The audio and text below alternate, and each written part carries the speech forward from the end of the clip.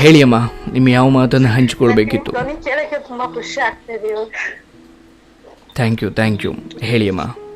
ನನ್ಗೆ ವಿಡಿಯೋದಲ್ಲಿ ಕೇಳಿ ಕೇಳಿ ಏನಾಗ್ಬಿಟ್ಟಿದೆ ಅಂದ್ರೆ ನನ್ನ ಮನೇಲಿ ಮಾತಾಡ್ತಾ ಇದಾರೆ ಏನೋ ಅನ್ಸುತ್ತೆ ನನ್ಗೆ. ನನ್ ಇಡೀ ದಿವಸ ರಾತ್ರಿ ನಿದ್ದೆ ಮಾಡೋವರೆಗೂ ನನ್ ಮನೇಲೆ ಇರ್ತೀನಿ. ಇವಾಗ ಟೈಲರ್ ಸ್ವಲ್ಪ ಬಿಟ್ಟಿದೀನಿ, ಗಾರ್ಮೆಂಟ್ಸ್ ಹೋಗ್ತಾ ಇದ್ದೆ, ಓಕೆ. ಇವಾಗ ಬಿಟ್ಟಿದೀನಿ, ಮನೇಲೆ ಇದ್ದೀನಿ. ಹಂಗಾಗ್ಬಿಟ್ಟು ನನ್ ಇಡೀ ದಿವಸ ಬೇಜಾರಲ್ಲೇ ಇರ್ತೀನಿ. ಹಂಗಾಗಿ ನಿಮ್ ಮಾತ್ ಕೇಳ್ತಾನೆ ಇರ್ತಾನೆ. ಒಂದ್ ನಿಮಿಷ ಕೆಲಸ ಮಾಡ್ತಿದ್ರೆ ಇಯರ್ಫೋನ್ ಹಾಕೊಂಡು ಕೇಳ್ಕೊಂಡೆ ನಾನ್ ಕೆಲಸ ಮಾಡ್ತಾನೆ ಇರ್ತೀನಿ. Thank you so much. ಬಹುಶಃ ಎಲ್ಲೋ ಒಂದು ಕಡೆ ಒಂದು ಚಿಕ್ಕ ನೆಮ್ಮದಿ ಸಿಗುತ್ತೆ ನಮ್ಮ ಮಾತಿಂದ ಅನ್ನೋದಾದ್ರೆ ನಮ್ಮ ಪುಣ್ಯ ಅನ್ನ ಅಂತ ಹೇಳ್ತೀನಿ. ನನ್ ನೆಮ್ಮದಿ ಅಂದ್ರೆ ಫುಲ್ ತುಂಬಾ ದೊಡ್ಡ ನೆಮ್ಮದಿ ಅನ್ಬೇಕು ಈ ಮಾತು ಅಂದ್ರೆ ನನ್ಗೆ ಈಗ. ಥ್ಯಾಂಕ್ ಯು ಸೋ ಮಚ್ ಅಮ್ಮ, ಒಳ್ಳೇದಾಗ್ಲಿ. ಆ್ಯಂಡ್ ಹೇಳಿ ಅಮ್ಮ. ತುಂಬಾ ಖುಷಿ ಆಗ್ತದೆ ನನಗೆ ನಿಮ್ ಮಾತು ಕೇಳಕ್ಕೆ. ಒಳ್ಳೇದಾಗ್ಲಿ. ದೀಪಾವಳಿ ಹಬ್ಬದ ದಿವಸ ಸಿಕ್ಕಿದೆ. ನನ್ಗೆ ಅದೇ ಅನ್ಕೊಂಡಿದ್ದೆ, ಹಬ್ಬ ಇದೆ ಇವತ್ತು. ನನ್ ದೇವ್ರಿಗೆ ಅದೇ ಕೇಳ್ಕೊಂಡು ನನ್ಗೆ ಇದೊಂದು ಕಾಲ್ ರಿಸೀವ್ ಮಾಡ್ಲಿ, ನಾನು ಮಾತಾಡ್ಬೇಕು ಅಂತ. ಹೇಳಿ ಅಮ್ಮ. ನನ್ ಕೇಳಕ್ಕೆ ಒಂಥರ ಅನಿಸ್ತಾ ಇದೆ, ನನ್ ಮಾಡಿದ್ರೆ ತಪ್ಪು. ಮನಸ್ಸು ಬಿಚ್ಚಿ ಮಾತಾಡಿ. ತಪ್ಪು ಯಾರು ಮಾಡಲ್ಲ, ಎಲ್ಲರೂ ಮಾಡ್ತಾರೆ. ಬಟ್ ಅದನ್ನು ತಿದ್ದುಕೊಳ್ಳೋದಿಕ್ಕೆ ಮನಸ್ಸು ಮಾಡುವ ಒಂದು ಹೆಜ್ಜೆ ಇಡ್ತೀರಾ ಅನ್ನೋದಾದ್ರೆ ನೋಡಿದ್ರೆ ಸರಿ ಅನ್ಸುತ್ತೆ, ಒಂದ್ ಕಡೆ ನೋಡಿದ್ರೆ ತಪ್ಪು ಅನ್ಸುತ್ತೆ. ಸರಿ ತಪ್ಪುಗಳ ಲೆಕ್ಕಾಚಾರ ಅನ್ಕೊಂತಾ ಇದೀನಿ, ಆದ್ರೆ ಅದಕ್ಕೆ ಟ್ರೈ ಮಾಡ್ತಾ ಇದೀವಿ, ಆಗ್ತಾ ಇಲ್ಲ ಸ್ವಲ್ಪ. ಇರ್ಲಿ ಅಮ್ಮ, ಹೇಳಿ ಏನಾಯ್ತು?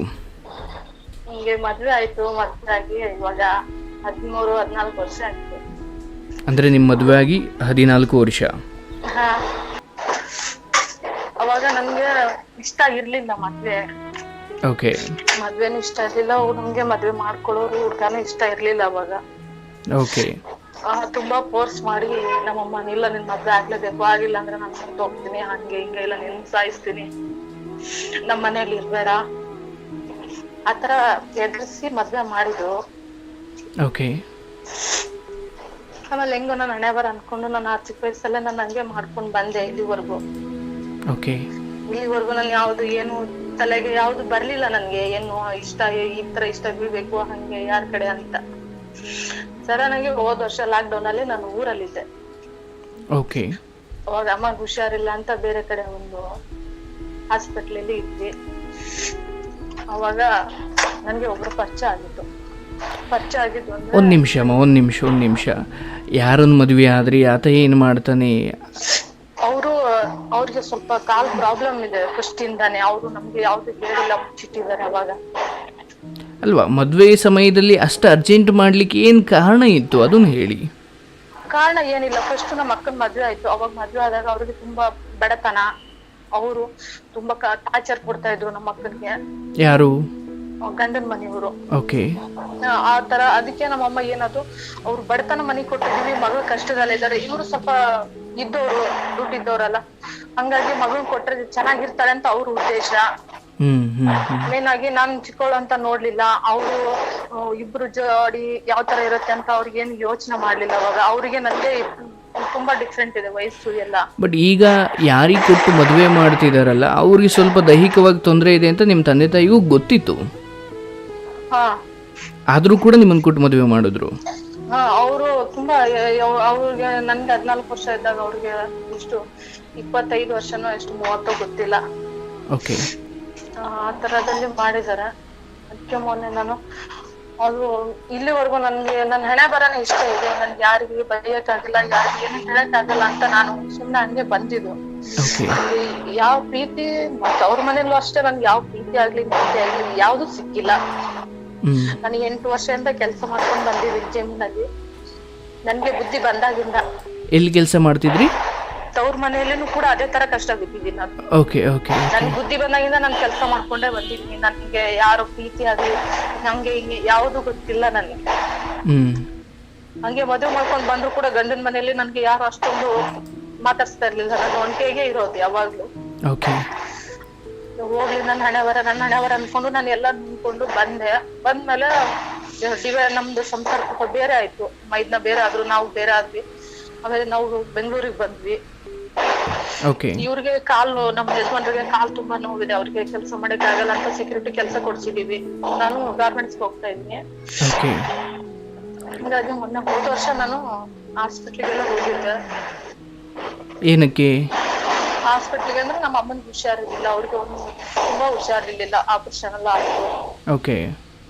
ನಂಗೆ ಹುಷಾರಿರ್ಲಿಲ್ಲ. ನನ್ ಗಂಡನ ಊರವ್ರೆ ಒಬ್ರು ಇದಾರೆ ಅಲ್ಲಿ, ನನ್ ಅಮ್ಮನ್ಗೆ ಹಾಕಿದ ಹಾಸ್ಪಿಟ್ಲ್ ಊರಲ್ಲಿ ನನ್ ಗಂಡನ ಊರವ್ರು ಒಂದ್ ಹುಡುಗ. ಓಕೆ. ಅವರು ಡೈಲಿ ಪರಿಚಯದವ್ರು ಬರ್ತಾರೆ ಮಾತಾಡ್ಸಂತ. ಅವ್ರು ಡೈಲಿ ಬಂದು ನಮ್ಮ ಅಮ್ಮ ಜೊತೆಗೆ ನನ್ನ ಜೊತೆಗೆ ತುಂಬಾ ಕೇರ್ ತಗೊಂಡು ಮಾತಾಡ್ಸ್ಕೊಂಡು 11 ಗಂಟೆ 12 ಗಂಟೆವರೆಗೂ ಕೂತ್ಕೊಂಡು ಮಾತಾಡ್ಸ್ಕೊಂಡು ಹೋಗ್ತಾ ಇತ್ತು. ನಾನು ಒಳ್ಳೆಯವ್ರು ಅಂತ ನಮ್ದೆ, ಒಳ್ಳೆಯವ್ರು. ಆದ್ರೆ ಇವಾಗ ಯಾವ ತರ ಅಂತ ನನ್ಗೆ ಅರ್ಥ ಆಗ್ತಾ ಇಲ್ಲ. ಆಮೇಲೆ ಅವ್ರು ತುಂಬಾ ಪ್ರೀತಿ ತೋರಿಸ್ತಾ ಇದಾರೆ ನನ್ಗೆ ಇಲ್ಲಿವರೆಗೂ ಯಾವ ಪ್ರೀತಿ ಸಿಕ್ಕಿರ್ಲಿಲ್ಲ. ಕಾಳಜಿ ಆಗ್ಲಿ ಯಾವ್ದು ನನ್ ಬಗ್ಗೆ ಮಾಡೋದಾಗ್ಲಿ ನನ್ಗೆ ಇಲ್ಲಿವರೆಗೂ ಯಾವ್ದು ಸಿಕ್ಕಿರ್ಲಿಲ್ಲ. ಅವ್ರು ತೋರ್ಸೋದೆಲ್ಲ ನೋಡಿ ನನ್ಗೆ ಹಿಂದೆ ಇರೋದೆಲ್ಲ ಮರ್ತೋಯ್ತು. ಹಾಗಾಗ್ಬಿಟ್ಟು ನಾನು ಅವ್ರಿಗೆ ಒಪ್ಕೊಂಡೆ. ಇವಾಗ 1 ವರ್ಷ ಅವ್ರು ನನ್ ಜೊತೆಗೆ ಇದ್ದಾರೆ. ಯಾರು? ಹುಡುಗ. ನನಗೆ ಪರಿಚಯ ಆಗಿದ್ರಲ್ಲ, ಅವರು ನನ್ ಜೊತೆಗೆ ಇದ್ದಾರೆ. ಅವರು ಇಷ್ಟು ದಿವಸ ನನ್ಗೆ ಜೊತೆಲೆ ಇರ್ತಾರ ಹಂಗೆ ಅಂತ ಎಲ್ಲ ಹೇಳಿದ್ದು.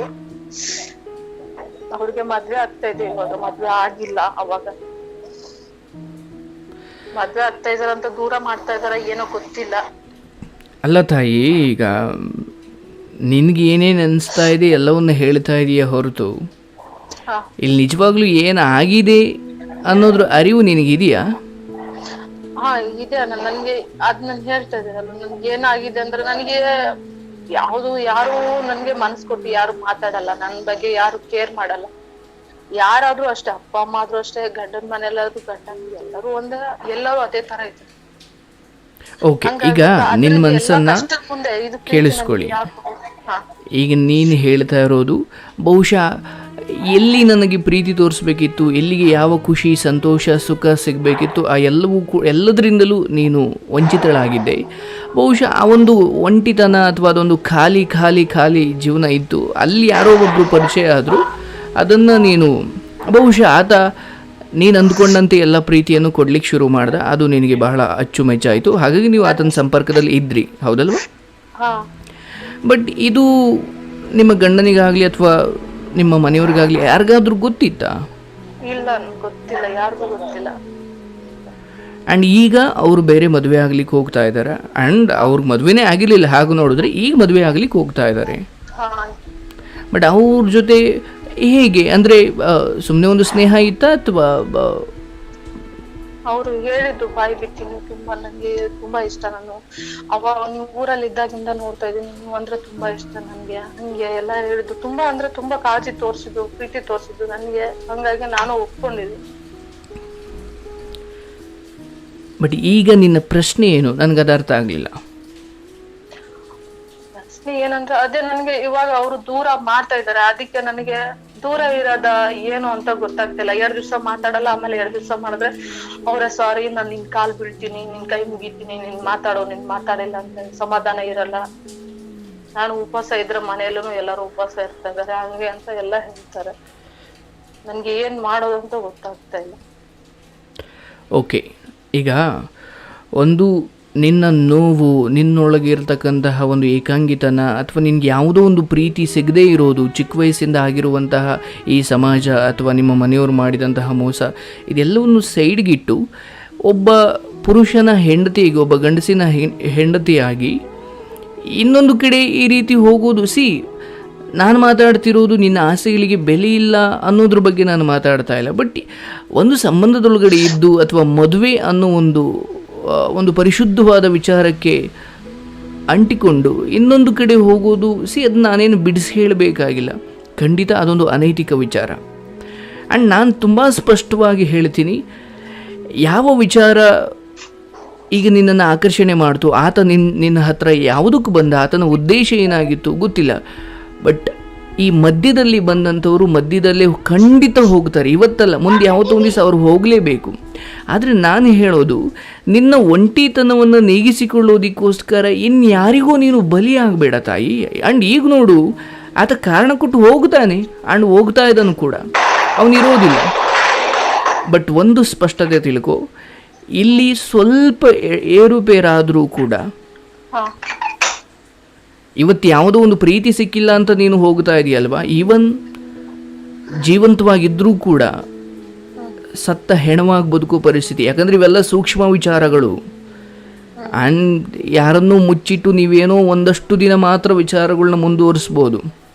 ನಾನು ಹೇಳೋದು, ಒಂದು ಬದುಕಲ್ಲಿ ಸ್ಪಷ್ಟತೆ ಇರಬೇಕು. ಯಾರೋ ಒಬ್ರು ಇಷ್ಟ ಇಲ್ಲ, ಯಾವುದೋ ಒಂದು ಸಂಬಂಧ ಇಷ್ಟ ಇಲ್ಲ ಅಂದಾಗ ಇಡೀ ಜೀವನ ಪೂರ್ತಿ ಖಂಡಿತ ಹೆಣಗೋಕೆ ಹೋಗಬೇಡಿ. ನಿಜವಾದ ಪ್ರೀತಿ ಎನ್ನುವಂಥದ್ದು ಆಕರ್ಷಣೆಯಿಂದಲೋ ಹಣದಿಂದಲೋ ಬರುವಂಥದ್ದಲ್ಲ. ನಿಜವಾಗ್ಲೂ ಒಂದು ಹೊಂದಾಣಿಕೆ ಬೇಕು. ಅದು ನಿನ್ನ ಗಂಡನಿಂದ ಆಗೇನೋ ಚಿಕ್ಕ ವಯಸ್ಸಲ್ಲಿ ಹಂಗೆ ಮದುವೆ ಮಾಡಿಬಿಟ್ರು, ಈಗ ನಾನು ಅನುಭವಿಸ್ತಾ ಇದ್ದೀನಿ ಅಂತ ನಿನಗೆ ಅನ್ನಿಸ್ತಾ, ಇದೆಲ್ಲವೂ ಸರಿ ಹೋಗಲ್ಲ ಅಂತ ಅನ್ನಿಸ್ತಾ, ನೀನು ಸ್ವಯಂ ನಿರ್ಧಾರದಿಂದ ಆಚೆ ಬಂದು ಆನಂತರ ನೀನು ಬೇರೆ ನಿರ್ಧಾರ ತಗೊಳ್ಬೋದು. ಬಟ್ ಈಗ ಗಂಡ ಅದು ಇದು ಅಂತ ನೀವು ಎಷ್ಟೇ ಕಾರಣ ಕೊಟ್ಟು ಈ ರೀತಿ ಸಂಬಂಧ ಸರಿಯಲ್ಲಮ್ಮ. ಆ್ಯಂಡ್ ಈಗಲೂ ನೀನು ಹೇಳ್ತೀನಿ, ಈ ರೀತಿ ಬಂದವರು ಎಷ್ಟು ಜನ ರಕ್ತಪಾತವಾಗ್ಬಿಟ್ಟಿದೆ ಈ ವಿಚಾರಗಳೆಲ್ಲ. ನೀನೇ ಕಾರ್ಯಕ್ರಮದಲ್ಲಿ ನೋಡ್ತೀಯ, ಹೌದಲ್ವಾ? ಎಂತೆಂಥವ್ರು ಎಷ್ಟು ಹಣ ಇದ್ದರೂ ಎಷ್ಟು ಗುಣ ಇದ್ದರೂ ಏನಿದ್ರೂ ಕೂಡ ತಪ್ಪೇ ಆಯಿತಾ. ಆ್ಯಂಡ್ ನೀನು ಇನ್ನೊಬ್ಬರ ಪ್ರೀತಿಯನ್ನು ಬಯಸೋದಕ್ಕೆ ಬಹುಶಃ ಒಂದು ಸಂಬಂಧದಿಂದ ಮುಕ್ತಿ ಹೊಂದಬೇಕಲ್ವಾ? ನೀನು ಹಾಗೆ ಇನ್ನೊಂದು ಕಡೆ ಹೋದರೆ ಅದೊಂದು ಅನೈತಿಕ, ಅದೊಂದು ಕೆಟ್ಟ ವಿಚಾರ. ನಾನಿಲ್ಲಿ ನಿನಗೆ ಆಸೆ ಸುಖಗಳನ್ನು ಅಥವಾ ನಿನ್ನ ಖುಷಿ ವಿಚಾರಗಳನ್ನು ದೂರ ತಳ್ಳಿಬಿಟ್ಟು ಯಾರಿಗೂ ಅಡಿಯಾಳಾಗಿ ಬದುಕು ಅಂತ ಹೇಳ್ತಾ ಇಲ್ಲ. ಬಟ್ ಯಾವುದನ್ನು ನೀನು ಅರಸಿ ಹೋಗ್ತಾ ಇದೆಯೋ ಅದೇ ನಿನ್ನ ಆತ್ಮಹತ್ಯೆಗೆ ಮುಂದೊಂದಿಷ್ಟು ಕಾರಣ ಆಗಬಾರ್ದು ತಾನೇ? ಆಗುತ್ತೋ ಇಲ್ವೋ ಇದು ಮುಂದುವರಿದ್ರೆ? ನಾನು ಈಗಲೂ ಸ್ಪಷ್ಟವಾಗಿ ಹೇಳ್ತೀನಿ ತಾಯಿ, ಈಗೇನಾಗಿದೆ ಆಗೋಗಿದೆ, ಅದು ನಮ್ಮ ಕೈಲಿಲ್ಲ. ಬಟ್ ಎಚ್ಚೆತ್ಕೋ. ನಿನಗೆ ಯಾವುದೋ ಒಂದು ಸಂಬಂಧ ಇಷ್ಟ ಇಲ್ವಾ, ಬಿಟ್ಟುಬಿಡು. ಸಂಪೂರ್ಣವಾಗಿ ಬಿಟ್ಟು ಆಚೆ ಬಂದು ಆಮೇಲೆ ಸ್ವತಂತ್ರವಾಗಿ ದುಡಿದು ಇವರನ್ನು ಇಷ್ಟಪಡ್ತೀಯೋ ಅಥವಾ ಇವ್ರನ್ನ ಮದುವೆ ಆಗುತ್ತೀಯೋ ಅದು ನಿನಗೆ ಬಿಟ್ಟಿದ್ದು. ಬಟ್ ನಾನು ಹೇಳ್ತೀನಿ, ಮನೆಯಲ್ಲೊಬ್ಬರು ಇರಬೇಕಾದ್ರೆ ಎಂಥವನೋ ಒಬ್ಬ ಇದ್ದಾನೆ, ಒಂದು ಅಲ್ಲಿ ಸರಿಪಡಿಸ್ಲಿಕ್ಕೆ ಪ್ರಯತ್ನ ಮಾಡು. ಆಗಲೇ ಇಲ್ವಾ, ಅದರಿಂದ ಆಚೆ ಬಂದು ನೀನು ಬೇರೆ ನಿರ್ಧಾರ ತಗೋ. ಬಟ್ ನಿನ್ನ ಮನಸ್ಸಾಕ್ಷಿಯನ್ನು ಈಗ ನಿನ್ನ ಮನಸ್ಸಾಕ್ಷಿಯನ್ನು ಪ್ರಶ್ನೆ ಮಾಡ್ಕೋ. ನಾನೀಗ ಏನು ಮಾಡ್ತಾ ಇದ್ದೀನಿ, ನಾನು ಮಾಡೋದು ಸರಿಯಲ್ಲ ನನ್ಗೆ ಗೊತ್ತು, ಆದ್ರೆ ಅವ್ರಿಗೆ ತೋರ್ಸೋ ಪ್ರೀತಿ ಮುಂದೆ ನಾನೇ ಸೋತೋಗ್ತಾ ಇದ್ದೀನಿ. ಇದನ್ನೇ ಹೇಳೋದು, ಮನುಷ್ಯ ತನ್ನ ಆಸೆಗಳಿಂದಲೇ ತನ್ನ ಅಂತ್ಯ ಮಾಡಿಕೊಳ್ತಾನೆ ಎಂದಾಗ ಇದಕ್ಕೆ ಹೇಳೋದು. ತನ್ನ ಆಸೆಗಳು ತನಗೆ ಅತ್ಯುತ್ತಮ ಬದುಕನ್ನು ಕೊಡಬಲ್ಲವು, ಅದೇ ತನ್ನ ಆಸೆಗಳು ನಮ್ಮನ್ನು ನಾಶ ಮಾಡಿಬಿಡ್ತವೆ. ಒಬ್ಬ ಮನುಷ್ಯನಿಗೆ ಹಣ ದುಡಿಬೇಕು ಅಥವಾ ಹೆಸರು ಮಾಡಬೇಕು, ಇಂಥದ್ದೇನೋ ಒಂದು ಆಸೆ ಬರಬೇಕು, ಇಂಥದ್ದೇನೋ ಒಂದು ಕನಸು ಬರಬೇಕು, ಆವಾಗಲೇ ಒಂದು ಹೆಜ್ಜೆ ಇಡ್ಲಿಕ್ಕೆ. ಕೇಳಿಸ್ಕೊಳ್ಳಿ, ನಾನು ಹೇಳ್ತಾ ಇರೋ ವಿಚಾರ ಮುಕ್ತಾಯವಾಗಿಲ್ಲ. ಒಬ್ಬ ಮನುಷ್ಯನಿಗೆ ಆಸೆ ಇದ್ದಾಗ ಮಾತ್ರ, ಕನಸುಗಳಿದ್ದಾಗ ಮಾತ್ರ ಅವನೊಂದು ಹೆಜ್ಜೆ ಇಟ್ಟು ಪ್ರಯತ್ನ ಪಡಲಿಕ್ಕೆ ಸಾಧ್ಯ. ಆ ಆಸೆಗಳು ನಿನ್ನನ್ನು ಒಂದು ನೈತಿಕ ಮಾರ್ಗದಲ್ಲಿ, ಒಂದು ಒಳ್ಳೆಯ ಮಾರ್ಗದಲ್ಲಿ ನಿನ್ನ ಉನ್ನತಿಗೆ ಕಾರಣ ಆಗಬೇಕೇ ಹೊರತು ಅದೇ ನಿನ್ನ ಆಸೆಗಳು ಯಾವತ್ತೋ ಒಂದು ದಿವಸ ನಿನ್ನನ್ನು ಸಂಪೂರ್ಣವಾಗಿ ನಾಶ ಮಾಡಿ ಬಿಸಾಕ್ತವೆ. ಕೇವಲ ಒಂದು ಕ್ಷಣದ ಪ್ರೀತಿಗೆ, ಒಂದು ಕ್ಷಣದ ಸುಖಕ್ಕೆ ಅದೇ ಆಗ್ತಾ ಇರುತ್ತಾನೆ. ನಿನಗೆ ಹಬ್ಬಬ್ಬ ಅಂದರೆ ಒಂದು ಕೇಳಿಸ್ಕೊಳ್ಳಿ, ಈಗ ಯಾರು ಬಂದಿದ್ದಾನಲ್ಲ ಅವನಿಗೂ ಸ್ವತಂತ್ರವಾದ ಆಲೋಚನೆ ಇದೆ. ಆ್ಯಂಡ್ ಅವನು ಹಂಗೆ ಬಂದಿದ್ದವನು ಎಲ್ಲರನ್ನು ಒಪ್ಪಿಸಿ ಅಥವಾ ಅದನ್ನು ಬೇರೆ ಥರ ತುಂಬ ಪ್ರೀತಿ ಎನ್ನುವಂಥದ್ದು ಹೇಳೋದಲ್ಲ, ಅದನ್ನು ಮಾಡಿ ತೋರಿಸೋದು, ಹೌದಲ್ವಾ? ನೀನು ಬಾಯಿ ಮಾತನಾಗೆ ಜೊತೆ ಇರ್ತೀನಿ ಅಂತ 1000 ಹೇಳ್ಬೋದು. ಬಟ್ ಅವ್ರ ಮನೆಯವರು ಮದುವೆಗೆ ಒತ್ತಾಯ ಮಾಡಿದಾಗ ಅವ್ನು ನಿನ್ನ ಬಿಟ್ಟು ಹೋಗ್ತಾನೆ, ಅವನಿಗದು ಈಸಿ ವಿಷಯ. ಬಟ್ ನೀನು ಅಲ್ಲಿ ಇತ್ತಾಗ ಅತ್ತಗೂ ಇಲ್ಲ ಅಂದಾಗ ಅರೆ ನೀನೇ ಮಾಡ್ಕೊಂಡಿದ್ದೀ ಪರಿಸ್ಥಿತಿ.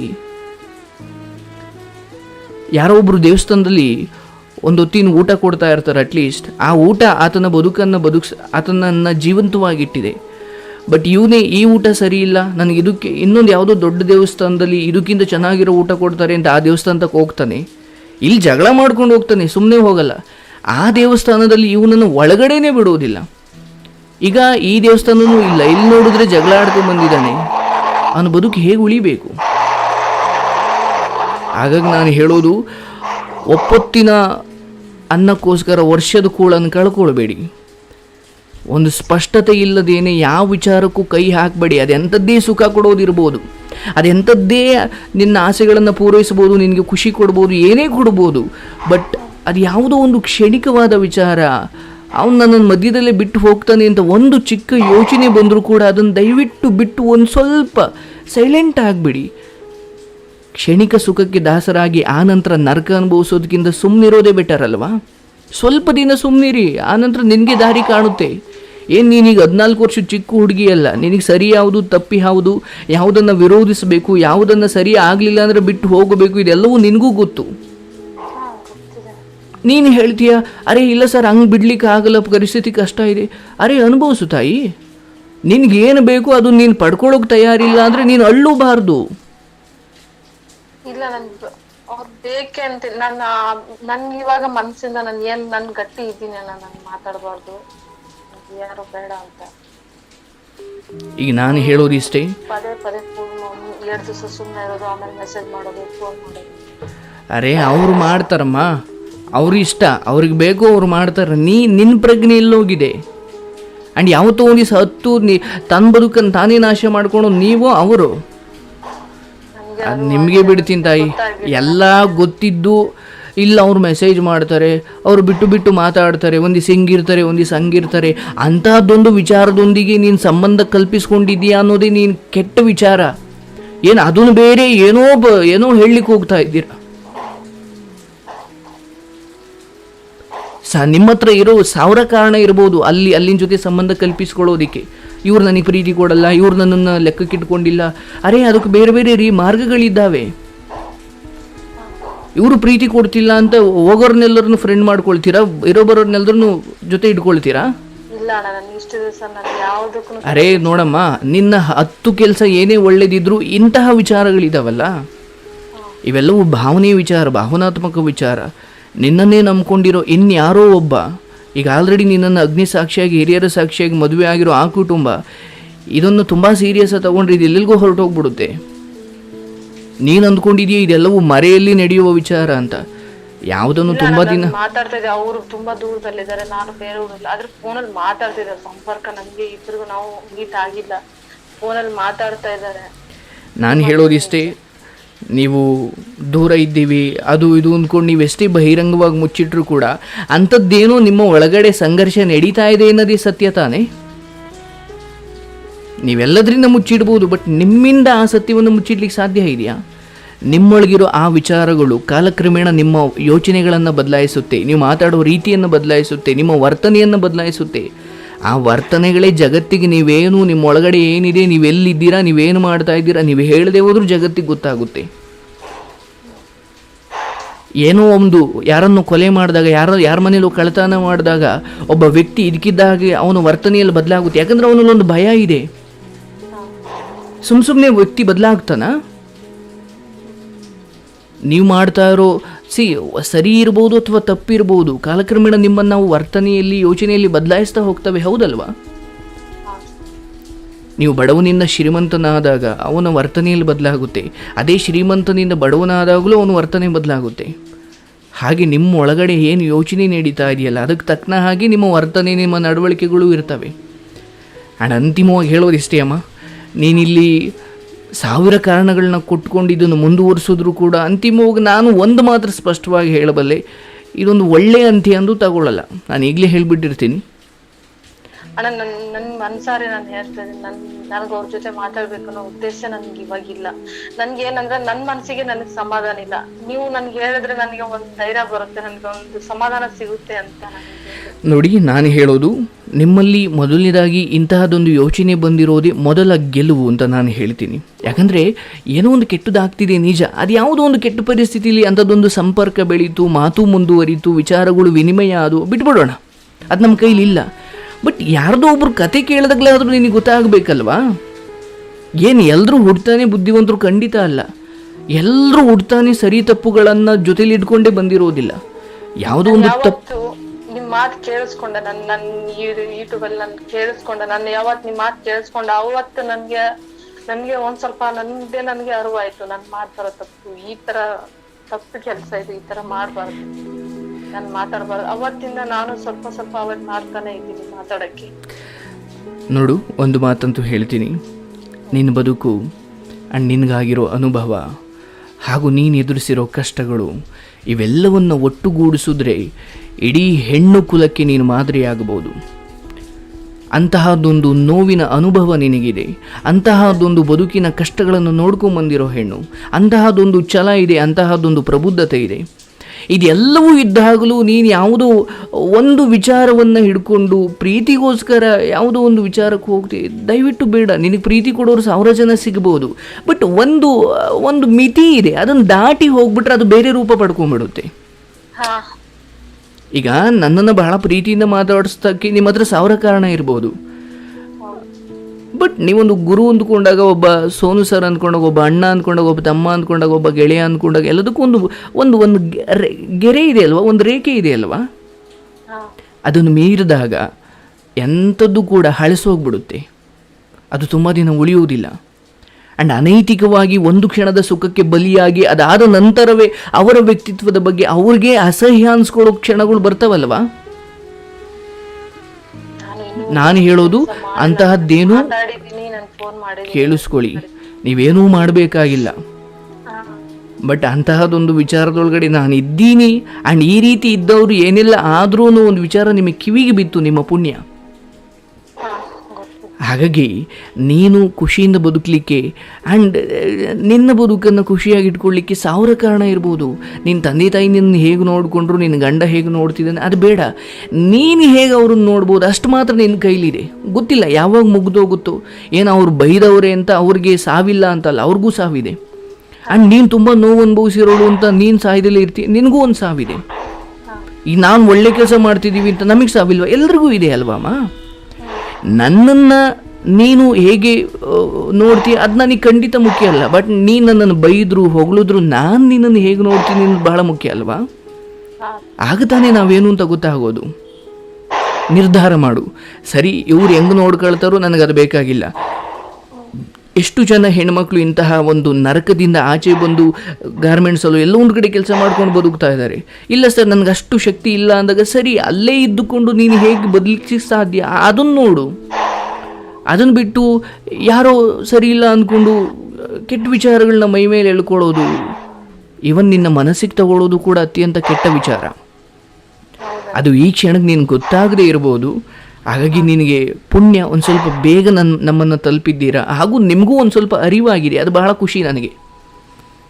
ಅಂಡ್ ನೀವು ಹೇಳಿದ್ರಿ ನನಗೆಲ್ಲ ಅರಿವಾಗಿದೆ ಸರ್, ಮುಂಚೆನೆ ನನಗೆ ಅರಿವಾಗಿದ್ದಲ್ಲ, ನನಗೆ ಅದು ಒಂದು ಖುಷಿ ಅಲ್ಲ ನೋಡಿ, ನಿಮ್ಮ ಮಾತು ನನಗೆ ಕೇಳಬೇಕು ಅಂತ ಅಷ್ಟೇ ಸರ್. ನನಗೆಲ್ಲವೂ ಗೊತ್ತಾಗಿದೆ ಅಂತ ಒಂದು ಮಾತು ಹೇಳಿದ್ರಿ, ಅದು ನನಗೆ ಬಹಳ ಖುಷಿ. ಯಾಕಂದರೆ ನನಗೆ ಆಗಲೇ ಗೊತ್ತಾಯಿತು ನಿನ್ನ ನೋವಿನ ವಿಚಾರಗಳು ಅಥವಾ ನೀನು ಚಿಕ್ಕ ವಯಸ್ಸಿಂದ ಬಂದಿರೋ ಆ ರೀತಿ ಇದೆಯಲ್ಲ. ಆ್ಯಂಡ್ ಇವತ್ತಿಗೂ ಕೂಡ ನೀನು ಗಾರ್ಮೆಂಟ್ಸ್ಗೆ ಹೋಗ್ಕೊಂಡು ಸ್ವಾಭಿಮಾನದಿಂದ ಬದುಕ್ತಾ ಇದೆಯಮ್ಮ. ಇಷ್ಟೆಲ್ಲದ ಅಡೆತಡೆಗಳನ್ನು ದಾಟಿರೋ ನೀನು ಅಲ್ಲೆಲ್ಲೋ ಒಂದು ಬೇಡವಾದ ವಿಚಾರಕ್ಕೆ ಕೈ ಹಾಕೋದ್ರಿಂದ ಬಹುಶಃ ನಿನಗೊಂದು ಪ್ರೀತಿ ಸಿಗಬಹುದು, ಬಟ್ ಅವನು ತುಂಬ ದಿನ ನೀನು ಬದುಕಲು ಉಳಿಯೋದಿಲ್ಲ. ಯಾಕಂದರೆ ನೀನು ಹೇಗೆ ನೋಡ್ತಾ ಇದೆಯೋ ಆ ಕಡೆಯಿಂದ ಅವನು ಹಾಗೆ ನೋಡ್ತಾ ಇಲ್ಲ, ಇದು ಸತ್ಯ, ಅರ್ಥ ಮಾಡ್ಕೊ. ನೀನು ಯಾವ ಪರಿಶುದ್ಧತೆಯಿಂದ ನೋಡ್ತಾ ಇದೀಯಾ, ನೀನು ಏನನ್ನು ಬಯಸ್ತಾ ಇದೀಯಾ, ನೀನು ಹೇಗೆ ಒಂದು ದೀರ್ಘಕಾಲದವರೆಗೂ ಇರಬೇಕು ಅಂತ ಬಯಸ್ತಾ ಇದೀಯ, ಬಟ್ ಆ ಕಡೆಯಿಂದ ಅದಿಲ್ಲ. ಅವನು ನನಗೊಂದು ಬದುಕಿದೆ ಅಂತ, ಹೌದಲ್ವಾ, ಅವನಿಗೂ ಒಂದು ಬದುಕಿದೆ, ಹೌದಲ್ವಾ. ನಿಮ್ಮನ್ನ ಅವನು ಮರುಬಳಕೆಯ ವಿಚಾರ ಅಂತ ಯೋಚನೆ ಮಾಡಿದ್ರೆ ನಿಮ್ಮ ಬದುಕು ಮುಗಿದು ಹೋಗುತ್ತೆ. ಈಕೆ ಇನ್ನೊಬ್ಬರು ಹೆಂಡತಿ ಕೇವಲ ಒಂದು ಖುಷಿಗೋಸ್ಕರ ಮಾತಾಡ್ತೀನಿ ಅಂತ ಅವನ ಮನಸ್ಸಲ್ಲಿದ್ರೆ ನಿನ್ನ ಬದುಕು ಏನಾಗಬೇಕು. ದಯವಿಟ್ಟು ಹೇಳ್ತೀರಿ, ಇವತ್ತು ಎಲ್ಲವೂ ಚೆನ್ನಾಗಿದ್ದಾಗಲೇ ಎಷ್ಟು ದುಡ್ಡಿದ್ರು ಎಂಥ ಸೌಂದರ್ಯ ಇದ್ದರೂ ಹೆಣ್ಮಕ್ಳು ಬದುಕೋಕ್ಕಾಗ್ತಿಲ್ಲ. ಅಂಥದ್ರಲ್ಲಿ ಸ್ವಲ್ಪ ಊಟ ಇದೆ, ಒಂಚೂರು ನೆಮ್ಮದಿ ಎಲ್ಲವೂ ಇದೆ, ಬಟ್ ನೀವು ತೆಗೆದುಕೊಂಡಿರೋ ನಿರ್ಧಾರಗಳೇ ನಿಮ್ಮನ್ನು ಹಾಳು ಮಾಡ್ತಿದ್ದಾವೆ, ಹೌದಲ್ವಾ. ಅದನ್ನು ಸ್ವಲ್ಪ ಕಂಟ್ರೋಲ್ ಮಾಡು. ಅಂಡ್ ಖಂಡಿತ ಕೆಡಿಸ್ಕೊಂಡಿರ್ಲಿಲ್ಲ, ಅದು ಮೈಂಡಲ್ಲಿ ಫಿಕ್ಸ್ ಆಗ್ಬಿಟ್ಟಿತ್ತು. ನನ್ನ ಹಣೆ ಬರದಲ್ಲಿ ಇದೆ ನೋ, ನಿನ್ನ ಹಣೆ ಬರದಲ್ಲಿ ಏನಿದೆ ಗೊತ್ತಾ, ನೀನು ಯಾವುದೋ ಒಂದು ಸಮಯದಲ್ಲಿ ಯಾರನ್ನು ಆತ ಬಂದು ನೀನೇ ಹೋದೋ, ಅದು ಯಾವುದು ಹಣೆ ಬರದಲ್ಲಿ ಇದ್ದಿದ್ದ ವಿಚಾರ ಅಲ್ಲ, ನೀವಾಗಿ ಮಾಡ್ಕೊಂಡಿದ್ದಲ್ವ. ಅವತ್ತು ನೀನು ಕೇವಲ ಎಷ್ಟು ಸಹಾಯನೋ ಅಷ್ಟಕ್ಕೆ ಸೀಮಿತವಾಗಿದ್ರೆ ಇದೊಂದು ಹಣೆ ಬರಹ ಅಂತ ನೀನು ಹೇಳ್ತಾನೆ ಇರಲಿಲ್ಲ. ಇಲ್ಲ ಸರ್, ನಾನು ಇದು ಏನ್ ಅನ್ಕೊಂಡಿದ್ದೆ ಅಂದ್ರೆ ನನ್ಗೆ ಆಗಿರೋದಲ್ಲ, ನನ್ಗೆ ಇಷ್ಟು ವಯಸ್ಸಿಗೆ ಆಯ್ತು, ನನ್ನ ಜೀವನ ಇಟ್ಟು ಸಿಕ್ಕಿದೆ, ಇದೇ ಸಾಕು ನನ್ಗೆ, ಇದ್ರಲ್ಲೇ ನನ್ನ ಜೀವನ ಇರ್ಬೇಕು, ಇದೇ ನನ್ ಕಾಲಿಗೆ ಬಂದಿರೋದು ಅಂತ ನಾನು ಅನ್ಕೊಂಡಿದ್ದೆ. ಇವರು ಬಂದು 15-20 ದಿವಸವರೆಗೂ ನನ್ಗೆ ಗಾಡಿ ಬೇಡಿ. ನೋಡ್ತಾಯಿ, ನಿನ್ನ ಒಪ್ಪಿಗೆ ಇಲ್ದಲೆ ಯಾರು ಏನೂ ಮಾಡ್ಲಿಕ್ಕಾಗಲ್ಲ ನಿನ್ನ ಬದುಕಲ್ಲಿ, ಅರ್ಥ ಆಯ್ತಾ. ಯಾರೋ ಬಂದು ಕಳ್ತನ ಮಾಡ್ಬೋದು, ಬಟ್ ಈವನ್ ಯಾರೋ ನಮಗೆ ಗೊತ್ತಿಲ್ದಂಗೆ ಬಂದು ಕಳ್ತನ ಮಾಡ್ಕೊಂಡು ಹೋದ್ರು ಕೂಡ ಇಬ್ಬರು ಅವ್ನು ನನಗೆ ಗೊತ್ತು ಅಂತ ಸುಮ್ಮನೆ ಆಗ್ತೀರಾ? ಇಲ್ಲ, ಕಂಪ್ಲೇಂಟ್ ಕೊಡ್ತೀರಾ. ಯಾಕಂದರೆ ನಿಮ್ಮ ಒಪ್ಪಿಗೆ ಇಲ್ಲ, ಹಾಗಾಗಿ ನೀವು ಅದನ್ನು ವಿರೋಧಿಸ್ತಾ ಇದ್ದೀರಾ. ಬಟ್ ಯಾವಾಗ ನೀವು ಒಪ್ಪಿಗೆ ಕೊಡ್ತೀರೋ ಅದು ಕಳ್ತನ ಅಂತ ಅನ್ಸ್ಕೊಳ್ಳಲ್ಲ. ಅವನು ಬಂದ ಕದ್ದ ಅಂತ ಅನ್ಸ್ಕೊಳ್ಳಲ್ಲ. ನೀನು ಒಪ್ಪಿಗೆ ಕೊಟ್ಟೆ, ಹೌದಲ್ವಾ? ಅದನ್ನು ಯೋಚನೆ ಮಾಡು. ಇದೊಂದು ಜ್ಞಾನ. ಈ ಬದುಕನ್ನು ಈ ರೀತಿ ಅರ್ಥ ಮಾಡ್ಕೊ. ಅವನೊಂದು ವಾರ ಕಾಡಿಸ್ದ, ಅವನು ನನ್ನನ್ನು ಮೈಂಡ್ ವಾಶ್ ಮಾಡ್ದ. ನೋ, ನೀನು ಯಾವತ್ತೂ ಒಂದು ದಿವಸ ಎಲ್ಲರಿಂದ ದೂರ ಆಗಿ ಯಾರಿಗೂ ಬೇಡವಾದ ವಸ್ತುವಾಗಿ ನಿನ್ನನ್ನು ನೀನು ಪ್ರಶ್ನೆ ಮಾಡಿಕೊಂಡಾಗ ಇದೆಲ್ಲವೂ ಅರಿವಿಗೆ ಬರುತ್ತೆ. ಅದಕ್ಕಿಂತ ಮುಂಚೆ ಈಗಲೇ ಅರಿವನ್ನು ಮಾಡ್ಕೊ. ಆ್ಯಂಡ್ ಈಗಲೇ ಎಲ್ಲದರಿಂದ ಎಚ್ಚೆತ್ಕೊ. ಆ್ಯಂಡ್ ನಾನು ಹೇಳ್ತೀನಿ, ನಿನ್ನಿಂದ ಸಾಧ್ಯ, ನೀನು ಮಾಡ್ಬೋದು. ಆ್ಯಂಡ್ ನಿನಗೆ ಪ್ರೀತಿ ಬೇಕಾ, ಖುಷಿ ಬೇಕಾ? ಒಂದು ನಾನು ಹೇಳಿದ್ನಲ್ಲ, ಶುರುವಿನಲ್ಲೇ ಹೇಳಿದೆ, ಯಾವುದೋ ಒಂದು ಬದಲಾಗ್ತಿಲ್ಲ ಅಂದಾಗ ನೀವೇ ಬದಲಾಗಬೇಡಿ. ಯಾವುದೋ ಒಂದು ಆಗ್ತಾನೆ ಇಲ್ಲ ಅಂದಾಗ ಒಂದು ಬದಲಾಯಿಸ್ಲಿಕ್ಕೆ ಪ್ರಯತ್ನ ಪಡಿ, ಅಥವಾ ನೀವು ಬದಲಾಗಿ, ಎರಡರಾಗ ಒಂದು ಮಾಡಿ. ನನ್ನ ಬದುಕೇ ಇದು. ನಾನು ಬದಲಾಗಿ ನಾನು ಬೇರೆ ಕಡೆ ಹೋಗ್ಬೇಕು ಆಸೆ ಇಲ್ಲ. ನನ್ಗಿರೋ ಜಾಗದಲ್ಲಿ ಅದು ನೆಮ್ಮದಿ ಇದೆಯೋ, ಅದು ಕಷ್ಟ ಇದೆಯೋ, ಅದು ನನ್ನ ಮೈಂಡಿಗೆ ತಗೊಂಡಿಲ್ಲ. ನನ್ಗೆ ಆಪೋಸಿಟ್ ಇರೋರು ನಿನ್ ಕೈಯಲ್ಲಿ ಏನು ಮಾಡಕ್ಕಾಗಲ್ಲ. ನನ್ಗೆ ಮೇನ್ ಪಾಯಿಂಟ್ ಅದು ನನ್ನ ಮೈಂಡಲ್ಲಿ ಇದೆ. ಅವ್ರು ನನ್ಗೆ ಏನು ಮಾಡಕ್ಕಾಗಲ್ಲ ಅಂದ್ರೆ, ನನ್ಗೆ ಫಸ್ಟ್ ಆಫ್ ಆಲ್ ಹೇಳಿದ್ ನನ್ನ ಮಕ್ಳು ಸ್ಕೂಲ್ ಕಲ್ಸಕ್ಕಾಗಲ್ಲ, ಅವ್ರಿಗೆ ಓದ್ಸಕ್ಕಾಗಲ್ಲ, ನೀನು ಒಂದು ಏನ್ ಕೆಲಸ ಮಾಡಕ್ಕಾಗಲ್ಲ, ಆ ತರ ನನಗೆ ಹೇಳಿದ್ರು. ನಾನು ಅದು ಒಂದು ಹಠ ಇಟ್ಕೊಂಡು ನಾನು ಬೆಂಗಳೂರಲ್ಲಿ ಬಂದು ನಾನು ದುಡಿದಿದ್ದು 5 ವರ್ಷ ದುಡಿದು ನನ್ಗೆ ಅಂತ ಸ್ವಂತ ನನ್ನ ಸೈಟ್ ತಗೊಂಡಿದ್ದು. ವಾಹ್, ನೋಡಿ, ಇಷ್ಟೆಲ್ಲ ಮಾಡಿರೋ ನೀವು ಇಲ್ಲಿ ಎಡುವುದು ಬೇಡ ದಯವಿಟ್ಟು. ನಾನು ಏನ್ ಹೇಳ್ಬೇಕಂದ್ರೆ, ಈ ಫೋನಲ್ಲಿ ಮಾತಾಡಿದ್ದು ನಾನು ತಪ್ಪು. ಆ್ಯಂಡ್ ಈಗ ನೀನು ಹೇಳ್ತಾ ಇದೀಯ, ಆತ ಮಾಡ್ತಾನೆ, 2 ದಿವಸ ಒಂದ್ಸಲಿ ಮಾತಾಡ್ತಾನೆ. ನೀನು ನಿರ್ಧಾರ ಮಾಡು. ಆತ ದಿವಸ ಮಾಡಲಿ, ಕ್ಷಣಕ್ಕೊಮ್ಮೆ ಮಾಡಲಿ, ನಿನಗದು ಮುಖ್ಯ ಅಲ್ಲ. ಬೇಡ ಅಂದರೆ ಬೇಡ, ಬೇಕು ಅಂದರೆ ಬೇಕು. ಈ 2 ನಿರ್ಧಾರ ತಗೋ. ಈ ದ್ವಂದ್ವ ಮನಸ್ಥಿತಿ ಎಷ್ಟು ದಿನ ಇದು? ಒಂದು ಸ್ಪಷ್ಟ ಆಲೋಚನೆ, ಸ್ಪಷ್ಟ ನಿರ್ಧಾರಗಳಿಲ್ಲದ ಹೊರತು ನಿಮ್ಮ ಬದುಕು ಹಳಿಸೋಗಿರೋ ಅನ್ನ. ನಿಮ್ಗೆಷ್ಟೇ ಹಸಿವಿದ್ರೂ ಕೂಡ ಅದು ನಿಮಗೊಂದು ತೃಪ್ತಿ ಕೊಡೋದಿಲ್ಲ. ಅನ್ನ ಒಳಗಡೆ ಹೋಗುತ್ತೆ, ಬಟ್ ಅದು ತಿಂದಿದ್ದು ಮೈಗತ್ತೋದಿಲ್ಲ, ಹೌದಲ್ವಾ? ನಾನು ಹೇಳೋದು, ಬೇಕು ಬೇಡಗಳನ್ನು ನಿರ್ಧಾರ ಮಾಡು. ಅಂಡ್ ನಾನು ನಿನಗೆ ಹೇಳ್ತೀನಿ, ಅದು ಬೇಡ. ಯಾಕಂದ್ರೆ ಇಂಥವು ನಾನು 100 ಕೇಳಿಬಿಟ್ಟಿದ್ದೀನಿ. ಅವೆಲ್ಲೆಲ್ಲಿಗೆ ಹೋಗಿ ತಲುಪಿದ್ದಾವೆ, ಅವ್ರ ಕಡೆಗೆ ಏನಾದ್ರು. ಅಂಡ್ ಇವತ್ತು ಅವ್ರು ಹೇಗಿದ್ದಾರೆ ದಯವಿಟ್ಟು ನಿನಗೆ ನನ್ ಕಣ್ಣಾರೆ ನೋಡಿದ್ದಾರೆ, ಕೇಳಿದ್ದೀನಿ. ಆದ್ರೂ ನನ್ಗೆ ಆ ಟೈಮಲ್ಲಿ ನನ್ ಬುದ್ಧಿಗೆ ಏನಾಯ್ತೋ ಗೊತ್ತಿಲ್ಲ. ಒಂದೊಂದ್ಸತಿ ನನ್ ಮೇಲೆ ನನ್ಗೆ ಬೇಜಾರಾಗುತ್ತೆ. ಇಂಥ ಕೆಲಸ ಮಾಡ್ಬಿಟ್ನ, ಇಂಥವ್ರ ಜೊತೆ ನಾನು ಮಾತಾಡ್ಬಿಟ್ನ. ನಾನು ಇಲ್ಲಿವರೆಗೂ ಹೆಣ್ಮಕ್ಳಿಗೆ ಸೋಚ್ ಮಾತಾಡಲ್ಲ. ನನ್ ಗಂಡ್ಮಕ್ಳು ಎದುರು ಯಾವತ್ತೂ ಮಾತಾಡಿಲ್ಲ. ಬಿಟ್ಟಾಕು. ಫಸ್ಟ್ ಆಫ್ ಆಲ್ ನಾನು ಯಾರಿಗೂ ಸೇರ್ಸ್ಕೊಳ್ಳೋದೇ ಇಲ್ಲ ನನ್ನ ಹತ್ರ. ನಾನಾಯ್ತು, ನನ್ನ ಜೀವನ ಆಯ್ತು, ನಾನು ಅಷ್ಟೇ ಇದ್ದಿದ್ದು. ಈಗ ನಾನು ನಿನಗೊಂದು ಸ್ಪಷ್ಟವಾಗಿ ಹೇಳ್ತಾ ಇದ್ದೀನಿ, ಕೇಳಿಸ್ಕೊಳ್ಳಿ. ಈಗ ಆಲ್ರೆಡಿ ಹೇಗೆ ನೀನು ನಡ್ಕೊಂಡಿದೆಯಲ್ಲ, ಅದಕ್ಕೆ ನೀನು ಪಶ್ಚಾತ್ತಾಪ ಪಡು. ಈ ಮಾತನ್ನು ನೀನು ಈಗ ಹೇಳಬಾರ್ದು, ಅದಕ್ಕೆ ನೀನು ಅರ್ಹಳಲ್ಲ. ನಾನು ಯಾರನ್ನೂ ಹತ್ರಕ್ಕೆ ತಗೊಂಡಿಲ್ಲ, ಯಾರ ಹತ್ರನೂ ಮಾತಾಡಿ. ಈಗ ಏನಾಗಿದೆ ಅದು ನನ್ನ ಕಣ್ಣು ಮುಂದೆ ಕಾಣ್ತಾ ಇದೆ. ಇದೊಂದು ಮೀರ್ಬಿಟ್ಟು ಫೋನ್ ಮಾಡು, ಅವತ್ತು ಹೇಳು. ಈಗಲೂ ನಿನಗೆ ಆ ಫೋನ್ ಬರ್ತಾ ಇದೆ, ಅದನ್ನು ನೀನು ಸಂಪೂರ್ಣವಾಗಿ ಮ್ಯೂಟ್ ಮಾಡಿ ಬಿಸಾಕುವಷ್ಟು ನೀನು ಪರಮ ನಿರ್ಧಾರವನ್ನು ತೆಗೆದುಕೊಳ್ಳೋಕೆ ನಿನ್ನ ಕೈಲಿ ಆಗ್ತಿಲ್ಲ. ನೀನು ಹೇಗೆ ಹೇಳ್ತೀಯ? ಅರೇ, ಮಾಡಿಬಿಟ್ಟು ಹೇಳು. ನಿನಗೇನು ಮಾಡಿದೆಯಲ್ಲ ಅದ್ರ ಬಗ್ಗೆ ಚಿಕ್ಕದಾಗಿ ಪಶ್ಚಾತ್ತಾಪ ಪಡ್ಕೋ. ಅದಾಗದ ಹೊರತು ನೀನು ಮತ್ತೆ ಅಲ್ಲಿ ಬೀಳ್ತಾನೆ ಇರ್ತೀಯ. ಇಲ್ಲ, ನೀನ್ ಯಾವತ್ತೂ ಬಿಡಲ್ಲ. ನಾನು ಒಟ್ಟೆ ನಿಮ್ ಮಾತು ಕೇಳ್ಬೇಕು, ನಿಮ್ ಬಾಯಲ್ಲಿ ನನ್ಗೆ ಒಂದು ಸಮಾಧಾನ ಸಿಗ್ಬೇಕು ಅನ್ನೋದು ಒಂದೇ ಕಾರಣಕ್ಕೆ ನಾನು ಕಾಯ್ತಾ. ನಾನು ನೀನು ಒಳ್ಳೇದಕ್ಕೆ ಹೇಳ್ತಾ ಇದ್ದೀನಿ. ಇಷ್ಟೂ ದಿನ ನೀನು ನಡೆಸ್ಕೊಂಬಂದಿರೋ ದಾರಿ ಬಹುಶಃ ಎಷ್ಟೋ ಜನ ಹೆಣ್ಮಕ್ಳು ಅರ್ಧದಲ್ಲಿ ಹೋಗ್ಬಿಡ್ತಾ ಇದ್ರು. ಯಾಕಂದ್ರೆ ಅಷ್ಟು ಮನೋಬಲ ಇವತ್ತು ಕಡಿಮೆ, ಇವತ್ತಿನ ಹೆಣ್ಮಕ್ಳಿಗಾಗಲಿ ಗಂಡು ಮಕ್ಳಿಗಾಗಲಿ. ಅವ್ರು ಅಂದ್ಕೊಂಡಂಗೆ ಜೀವನ ಇಲ್ಲ ಅಂದರೆ ಅಲ್ಲಿಗೆ ಮುಗಿಸ್ಕೊಳ್ಳೋಕೆ ಪ್ರಯತ್ನ ಮಾಡ್ತಾರೆ, ಹೌದಲ್ವಾ? ಬಟ್ ಅಷ್ಟೆಲ್ಲ ಯಾರ್ದೋ ಮಾಡಿದ ತಪ್ಪಿಗೆ ಇಷ್ಟೆಲ್ಲ ಸಹಿಸ್ಕೊಂಬಂದಿರೋ ನೀನು ಇಲ್ಲಿ ಎಡಬೋದು ಬೇಡ. ನಿನಗೇನೇ ಗೊಂದಲ ಇದ್ರೂ ಕಾರ್ಯಕ್ರಮಕ್ಕೆ ಮಾತಾಡು ಅಥವಾ ಪರ್ಸ್ನಲ್ಲಾಗಿ ಮಾತಾಡು, ನಾನು ಮಾತಾಡ್ತೀನಿ. ಬಟ್ ನಿನ್ನ ಬದುಕು ದಾರಿ ತಪ್ಪದ ಹಾಗೆ ನೀನು ಯಾರಿಗೋಸ್ಕರ ಬದುಕಬೇಕು, ಮಕ್ಕಳಿಗೋಸ್ಕರನೋ ಯಾರಿಗೋಸ್ಕರ ನಿರ್ಧಾರ ಮಾಡ್ಕೋ. ನಿನಗೋಸ್ಕರ ನೀನು ಬದುಕು. ಆನಂತರ ಇಡೀ ಸಮಾಜ ನಿನ್ನನ್ನು ಗೌರವಿಸುತ್ತೆ. ಯಾವುದು ಬೇಕಾಗಿಲ್ಲ, ಇಲ್ಲಿ ನನ್ನ ಮಕ್ಕಳೇ ನನಗೆಲ್ಲ ಇವಾಗ ಅರ್ಥ ಆಯ್ತಲ್ವಾ? ಹಾಗಾಗಿ ನೀನು ಮಾಡು ಚಿಕ್ಕ ಪುಟ್ಟ ನಿರ್ಧಾರಗಳು ನಿಮ್ಮ ಮಕ್ಕಳ ಬದುಕಿನ ಮೇಲೂ ಪ್ರಭಾವ ಬೀರುತ್ತೆ, ನೆನಪಿರಲಿ. ಹಾಗಂತ ನೀನು ಮಕ್ಕಳಿಗೋಸ್ಕರನೇ ಬದುಕಿ ಹೊಟ್ಟೆ ಬಟ್ಟೆ ಕಟ್ಕೊಂಡು ಆರೋಗ್ಯ ಕೆಡಿಸ್ಕೊ ಅಂತಲ್ಲ. ನಿನ್ನನ್ನು ನೀನು ಕಾಪಾಡ್ಕೊ ಮೊದಲು. ಹಾ ಆನಂತರ ನಿನ್ನ ಮಕ್ಕಳನ್ನು ಕೂಡ ನೀನು ಕಾಪಾಡ್ಕೊಳ್ಬೋದು ಯಾವಾಗ ನೀನು ಬದುಕಿದ್ದಾಗ. ಹಾ ಈ ಬದುಕು ಅಂತ ಬಂದಾಗ ಹಸಿವಿನಿಂದ ಸಾಯೋದು ಒಂದು ಕಡೆ, ಆದರೆ ಕೆಟ್ಟ ಆಲೋಚನೆ ಕೆಟ್ಟ ನಿರ್ಧಾರಗಳಿಂದ ಸಾಯೋದು ಇನ್ನೊಂದು ಕಡೆ. ಅಂದರೆ ಈ ದೈಹಿಕ ಮತ್ತು ಮಾನಸಿಕ.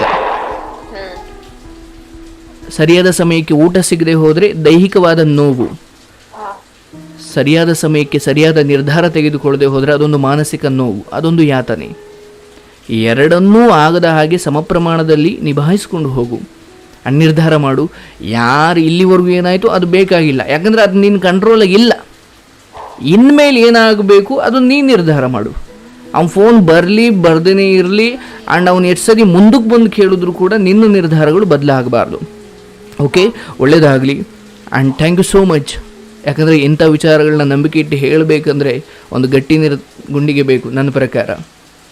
ಯಾಕಂದರೆ ನಿಮ್ಮ ಕತೆ ಸಾವಿರಾರು ಜನಕ್ಕೆ ಹೇಗೆ ನೀವು ಇನ್ನೊಬ್ಬರು ಕಥೆಯನ್ನು ಕೇಳಿ ನನ್ನ ಹತ್ರ ಹೇಳ್ತಾ ಇದ್ದೀರೋ ಹಾಗೆ ನಿಮ್ಮ ಕತೆ ಕೂಡ ಇನ್ನೊಂದಷ್ಟು ಜನಕ್ಕೆ ತಮ್ಮ ತಪ್ಪಿನ ಅರಿವಾಗಲಿಕ್ಕೆ. ಯಾರನ್ನು ಎಂತದೇ ಜೀವನ ಸಿಗ್ಲಿ ಆ ಜೀವನದಲ್ಲೇ ಇರ್ಬೇಕು, ಆದ್ರೆ ಯಾರು ಮಾತಾಡಿಸ್ತಾರಂದ್ರು ನಾವು ಮಾತಿಗೆ ಹೋಗ್ಬಾರ್ದು ಅಂತ ನನ್ಗೆ ಇವತ್ತು ನನ್ಗೆ ನಿಜವಾಗ್ಲೂ ನಾನು ಇವತ್ತು ಅಂತಲ್ಲ, ನಿಮ್ ಬಾಯಲ್ಲಿ ಯಾವ ನನ್ ಮಾತು ಕೇಳಿದ್ನೋ ಯೂಟ್ಯೂಬಲ್ಲಿ ನನ್ಗೆ ಅವತ್ತೇ ನನ್ಗೆ ಅನ್ಸಿದೆ ಅವತ್ತು ನನಗೆ. ಒಂದು ನಿಮ್ಮ ಎದುರುಗಡೆ ಯಾರಾದರೂ ಸಿಕ್ಕಿದಾಗ ಮಾತಾಡಿಸಿದಾಗ ಅದು ತಪ್ಪಲ್ಲ. ನಾನು ಹೇಳಿದ್ನಲ್ಲ, ಒಂದು ಮಿತಿ ಅಂತ ಇದೆ. ನೀವು ಡಾಕ್ಟ್ರ್ ಹತ್ರ ಬಹಳ ಪ್ರೀತಿಯಿಂದ ಎಲ್ಲವನ್ನು ಹೇಳ್ಕೊಳ್ಳದೆ ಹೋದರೆ ಕಾಯಿಲೆ ಬಗೆಹರಿಸೋದಿಲ್ಲ, ಹೌದಲ್ವಾ? ಅಯ್ಯೋ ತಡಿಯಪ್ಪ, ಈ ಹಿಂದೆ ನೋವು ತಿಂದಿದ್ದೀನಿ ಎಂದುಕೊಂಡು ಪ್ರತಿ ಸಾರಿ ಮೌನ ವಹಿಸೋದು ತಪ್ಪಾಗ್ಬಿಡುತ್ತೆ.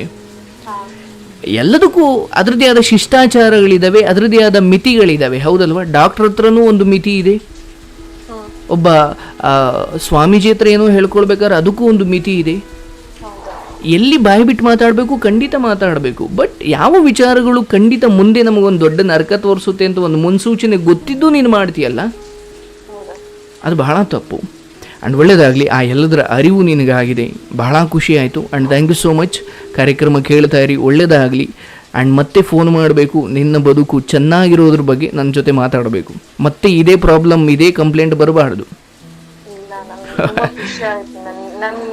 ನಾನೇ ಡಿಸೈಡ್ ಮಾಡ್ಕೊಂಡಿದ್ದೀನಿ ನಿಜ ಅಂದ್ರೆ, ನಾನೇ ಡಿಸೈಡ್ ನಾನು ಹಿಂಗೆ ಇರ್ಬೇಕು, ನಾನು ಯಾಕೆ ಇನ್ನೊಬ್ರು ಮಾತು ಕೇಳ್ಬೇಕು ಆ ತರ. ಆದ್ರೂ ನನ್ಗೆ ಸಮಾಧಾನ ಇಲ್ಲ, ನಿಮ್ ಬಾಯಲ್ಲಿ ನನ್ ಮಾತು ಕೇಳ್ಬೇಕು. ಒಬ್ರು ಯಾವ್ದು ನನ್ ಕಷ್ಟ ಇದೆ ಅಂದ್ರೆ ಒಬ್ರ ಹತ್ರ ಹೇಳ್ಕೊಂಡ್ರೆ ಅದಕ್ಕೆ ಪರಿಹಾರ ಹೇಳಿದ್ರೆ ಅದೊಂದ್ ಮನ್ಸಿಗೆ ಸಮಾಧಾನ ಇರುತ್ತೆ. ನಿಜ ನಿಜ ನಿಜ ನಿಜ. ಒಂದೇನು ಯಾರ ಹತ್ರ ಹೇಳ್ಕೊಳೋಕೆ ಆಗಲ್ಲ. ಎಲ್ಲಾನು ನೀವೇ ಅಪ್ಪನೋ, ನೀವೇ ಅಮ್ಮನೋ, ನೀವೇ ಅಣ್ಣನೋ, ಅರೆ ನಿಮ್ ದೇವ್ರನು ನೀವೇ ಅನ್ಕೋಬೇಕು. ಸಮಾಧಾನ ದೇವ್ರು ಬಂದ್ ಸಮಾಧಾನ ಹೇಳಲ್ಲ, ನಾವು ಹೇಳ್ಕೊಂತೀವಿ ದೇವ್ರ ಹತ್ರ, ಅವ್ರು ದಾರಿ ತೋರಿಸ್ತಾರ. ಆದ್ರೆ ನೀನ್ ಹಿಂಗಿರಮ್ಮ ಅಂತ ನಮ್ಮ ಹತ್ರ ಯಾರು ಕುತ್ಕೊಂಡ್ ಮಾತಾಡಲ್ಲ. ಖಂಡಿತ ನಾನು ನಿಮ್ಮ ಜೊತೆ ಇದ್ದೀನಿ, ಯೋಚನೆ ಮಾಡಬೇಡಿ. ನಿಮ್ಮ ಗೊಂದಲಗಳು ಎಲ್ಲಿವರೆಗೂ ನಿಮ್ಮೊಳಗಡೆ ಈ ಗೊಂದಲಗಳು ತುಂಬಿಕೊಂಡಿರ್ತೀರೋ ಅಲ್ಲಿವರೆಗೂ ನಿಮಗೆ ದೀಪಾವಳಿ ಸಾಧ್ಯನೇ ಇಲ್ಲ. ಲಾಸ್ಟ್ ಇದು ನನ್ಗೆ ಜೀವನದಾಗೆ ನಾನಲ್ಲ, ಇನ್ ಯಾರು ತಪ್ಪು ಮಾಡಿದ್ರೆ ನಾನು ಸಹಿಸ್ಕೊಳ್ಳಲ್ಲ. ಆ್ಯಂಡ್ ಇದು ನಿಮ್ಮ ಬದುಕಿನ ಬಹಳ ದೊಡ್ಡ ದೀಪಾವಳಿ, ನೆನಪಿರಲಿ. ಯಾವಾಗ ಒಂದಷ್ಟು ಗೊಂದಲಗಳಿಂದ ಮುಕ್ತಿ ಹೊಂದಿ ಒಂದು ಸರಿಯಾದ ಸ್ಪಷ್ಟತೆಗೆ ಬರ್ತೀರಲ್ವಾ, ಅದು ನಿಜವಾದ ದೀಪಾವಳಿ. ಸೊ ನನ್ಗೆ ಅದೃಷ್ಟ ಇವತ್ತು, ನನ್ಗೆ 10 ದಿವಸ ನಿಮ್ ಜೊತೆ ಮಾತಾಡಕ್ಕೆ ಅವಕಾಶ ಸಿಕ್ಕಿದೆ. ನಾನ್ ನಿಜ ಹೇಳ್ಬೇಕಂದ್ರೆ ನಾನು ತುಂಬಾ ಟಾರ್ಚರ್ ಕೊಟ್ಟಿದ್ದೀನಿ ನಿಮ್ಗೆ ಅನಿಸ್ತಾ ಇದೆ ನನ್ಗೆ. ಯಾವ ತರ ಅಂದ್ರೆ ನನ್ಗೆ ಗೊತ್ತಿರ್ಲಿಲ್ಲ ನೀವು ಈ ವಾರ ಪ್ರೋಗ್ರಾಮ್ ಮಾಡ್ತೀರಂತ ನನ್ಗೆ ಗೊತ್ತಿರ್ಲಿಲ್ಲ. ಹಂಗಾಗಿ ನಾನು ಪ್ರತಿದಿನ ಟೈಮ್ ನೋಡಿಲ್ಲ, ವಾರ ನೋಡಿಲ್ಲ, ಸುಮ್ನೆ ಯಾವಾಗಂದ್ರೆ ಅವಾಗ ನಾನ್ ಮಾತಾಡ್ಬೇಕು, ನನ್ ಕೇಳ್ಬೇಕು, ನನ್ ಪ್ರಾಬ್ಲಮ್, ನನ್ ತಪ್ಪು ಸರಿ ನನ್ಗೆ ಹೇಳಿದ್ರೆ ನನ್ಗೆ ಇನ್ನೊಂದ್ ಸ್ವಲ್ಪ ಅರಿವಾಗುತ್ತೆ. ನನ್ಗೆ ಇನ್ನೊಬ್ರು ಹೇಳಿದ್ರೆ ನನ್ಗೂ ಆಗುತ್ತೆ, ನೆಮ್ಮದಿ ಆಗುತ್ತೆ ಅಂತ ನಾನು ಪ್ರತಿದಿನ ಯಾವ ಟೈಮ್ ನೋಡಿಲ್ಲ. ನನ್ಗೆ ಟೈಮ್ ಎಷ್ಟಾಗಿದೆ, ಇವತ್ತು ಯಾವ ದಿವ್ಸ, ನನ್ಗೆ ಏನು ನೋಡಿಲ್ಲ. ನನ್ ಫೋನ್ ಮಾಡ್ತಾನೆ ಇದ್ದೀನಿ ಯಾವಾಗ್ಲೂ. ಹೌದು, ನಮ್ಮ ತಂಡ ಹೇಳ್ತಾ ಇತ್ತು. ಬಟ್ ಎನಿವೆ ನನಗೆ ಖಂಡಿತ ಅದ್ರ ಬಗ್ಗೆ ಬೇಜಾರಿಲ್ಲ. ಆ್ಯಂಡ್ ನಮ್ಮವ್ರನ್ನೂ ನಾನು ಹಾಗೇ ರೆಡಿ ಮಾಡಿರ್ತೀನಿ. ಇಲ್ಲಿ ಪಾಪ ನೊಂದಿರೋರು ಅವ್ರಿಗೆ ಇಲ್ಲ ನಾನೀಗ ಮಾತಾಡ್ಬಿಡ್ಬೇಕು, ಈ ಕಾರ್ಯಕ್ರಮ ನಡಿಬೇಕಾದ್ರೆ ಅವ್ರು ನೋಡ್ತಾ ಇರೋದಿಲ್ಲ, ಬಟ್ ಇನ್ಯಾವಾಗಲೂ ನೋಡ್ತಾರೆ, ಅವ್ರಿಗೆ ನಂಬರ್ ಕಾಣಿಸುತ್ತೆ, ಸಡನ್ನ ಮಾಡ್ತಾರೆ. ನಾವು ಅದನ್ನು ಬಹಳ ಪೇಷನ್ಸಿಂದ ಕೇಳ್ತೀವಿ, ಅವರಿಗೆ ಹೇಳಲಿಕ್ಕೆ ಪ್ರಯತ್ನ ಮಾಡ್ತೀವಿ. ನನ್ನಿಂದು ಲೈವ್ ಬಂದ ತಕ್ಷಣ ನಾನು ಮಾಡೋಷ್ಟರಲ್ಲಿ ಬಿಜಿ ಬಂತು. ಆದ್ರೂ ನಾನು 9:30 10 ಗಂಟೆ ಗೊತ್ತಿಲ್ಲ, ಅಲ್ಲಿವರೆಗೂ ಮಾಡ್ತಾನೆ ಇದ್ದೆ ಹಂಗೆ. ಆಮೇಲೆ 10 ಗಂಟೆ ಟೈಮ್ ನೋಡಿದ್ರೆ 10 ಗಂಟೆ ಆಗಿದೆ, ಅಯ್ಯೋ 10 ಗಂಟೆ ಆಗಿದೆ, ಮಾತಾಡೋ ಟೈಮ್ ಇದು ಅನ್ಕೊಂಡು ಸುಮ್ಮನಾದೆ. ಆಮೇಲೆ ಮತ್ತೆ ಇವಾಗ ಮತ್ತೆ ಲೈವ್ ಸ್ಟಾರ್ಟ್ ಆದ ತಕ್ಷಣ ಮಾಡಕ್ ಸ್ಟಾರ್ಟ್ ಮಾಡಿದೀನಿ ಮತ್ತೆ ನಾನು ಇವಾಗ ಆ ಲೈವ್ ನನ್ಗೆ ಬರುತ್ತಲ್ಲ ನಿಮ್ ಕಲ್ಸಿರೋ ಲೈವ್ ಇರಲಿ, ನಾನೊಂದು ಒಂದಂತೂ ನಂಬಿಕೆ ಇಡ್ತೀನಿ, ಇಲ್ಲಿ ಯಾರ ಜೊತೆ ನಾನು ಮಾತಾಡ್ತೀನಲ್ಲ ಆ್ಯಂಡ್ ಅವ್ರು ಯಾರು ನನ್ನ ಜೊತೆ ಮಾತಾಡ್ತಾರೆ ಎಲ್ಲವೂ ಭಗವಂತನ ಇಚ್ಛೆ. ಇಲ್ಲಿ ಸರಿಯಾಗಿ ಆನ್ ಮಾಡಿ ಕೂತ್ಕೊಂಡ ತಕ್ಷಣ ಮುಗಿಯೋವರೆಗೂ ಕೂಡ ನೂರಾರು ಜನ ಫೋನ್ ಮಾಡ್ತಾರೆ. ಬಟ್ ಯಾರ್ದು ಪಿಕ್ ಆಗುತ್ತೆ ಅದು ಅವರ ಅದೃಷ್ಟ ಅಂತ ಅಲ್ಲ, ಬಟ್ ಏನೋ ಒಂದು ಅಂತಹದ್ದೊಂದು ನಡಿಬೇಕಿತ್ತು, ನಡೆಯುತ್ತೆ. ನೀವೇ ಹೇಳಿದ್ರಿ ತುಂಬ ಸರಿ ಏನಾಗ್ಬೇಕು ಅದು ಆಗುತ್ತೆ ಅಲ್ವಾ. ಹಾಗಾಗಿ ಒಂದು ಟೈಮ್ ಇವತ್ತಿದೆ, ನನ್ಗೆ ಮಾತಾಡೋ ಅದೃಷ್ಟ ನಂದು ಇವತ್ತಿದೆ, ನನ್ಗೆ ನೆಮ್ಮದಿ ಸಿಗ್ಬೇಕು ಅನ್ನೋದು ಈ ಹಬ್ಬದ ದಿವಸ ಇದೆ. ಎಸ್ ಅಮ್ಮ, ಥ್ಯಾಂಕ್ ಯು ಸೋ ಮಚ್. ಹೀಗೆ ಕರೆ ಮಾಡ್ತಾರಿ, ಒಳ್ಳೆಯದಾಗಲಿ.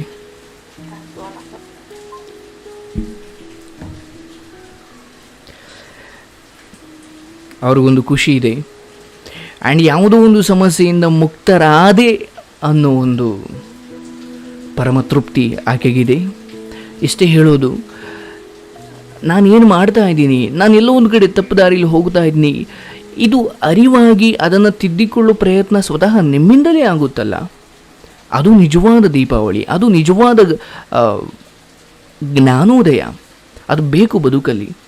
ಯಾರೋ ಬಂದು ನಿಮ್ಮನ್ನು ತಿದ್ದೋದು, ಯಾರೋ ಬಂದು ನಿಮ್ಮನ್ನು ಸನ್ಮಾರ್ಗದತ್ತ ತೆಗೆದುಕೊಂಡು ಹೋಗೋದು ಭಾಳ ವಿರಳ. ಬಟ್ ನೀವಾಗೆ ಸ್ವಯಂ ಅರಿವಿನ ಮೂಲಕ ಸರಿ ತಪ್ಪುಗಳನ್ನು ವಿಶ್ಲೇಷಣೆ ಮಾಡಲಿಕ್ಕೆ ಶುರು ಮಾಡ್ತಿರಲ್ಲ, ಅದು ನಿಜವಾಗಲೂ ನೀವು ಬದುಕುವಂತಹ ರೀತಿ ಅದೇ ಆಗಬೇಕು, ಹಾಗೇ ಇರಬೇಕು. ಒಳ್ಳೆಯದಾಗಲಿ.